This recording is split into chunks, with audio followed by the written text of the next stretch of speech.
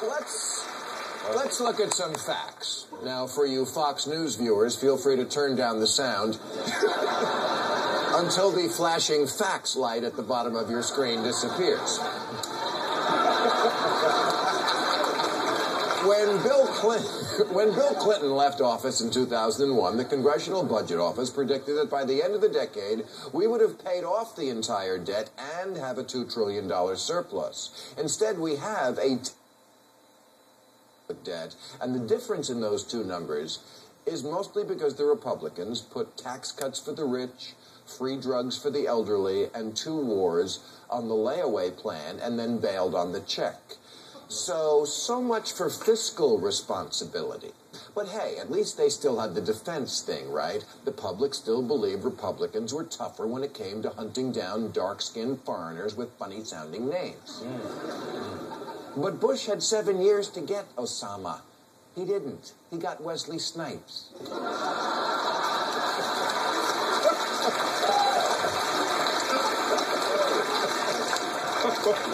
Only 6 months after 9/11, Bush said he didn't spend that much time on bin Laden, that he was no longer concerned about him, just as he wasn't before 9/11, when he blew off that mysterious, inscrutable memo entitled Bin Laden Determined to Attack Inside the U.S.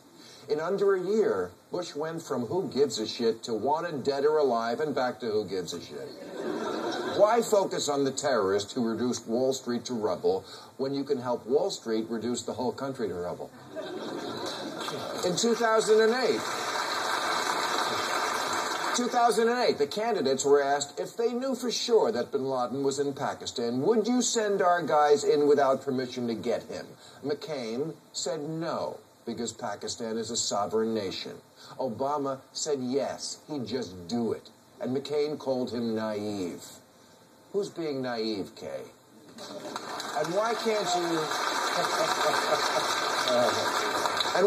you just admit that Barack Obama is one efficient, steely-nerved, multitasking, black ninja gangsta president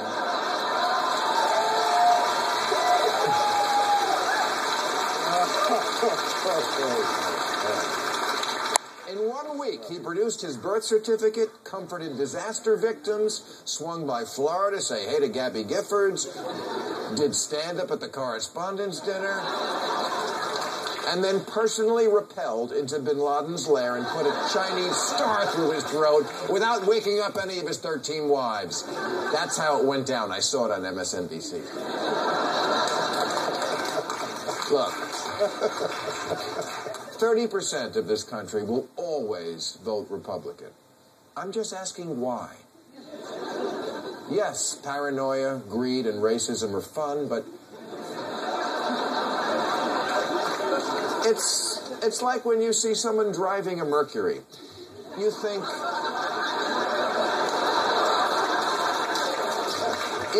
did that person really wake up one day thinking, you know what car I want to drive? A Mercury Mariner.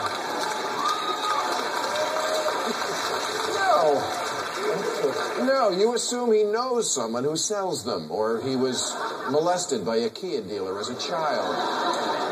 And I know this all sounds like harsh truth, but Republicans are supposed to be the party of harsh truths. Like, there's no such thing as a free lunch. And speaking of lunch, I think Obama just ate yours. All right, that's our show. I want to thank my